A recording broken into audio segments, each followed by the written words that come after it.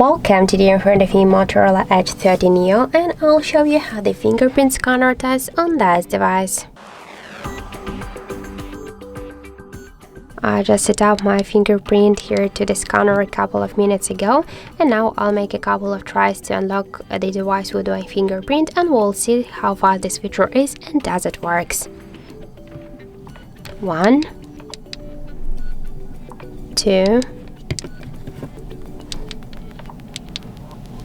3, 4, 5. So as we can see, the fingerprint here works correct and fast. We can unlock the device just less than in 1 second. This is the really good result.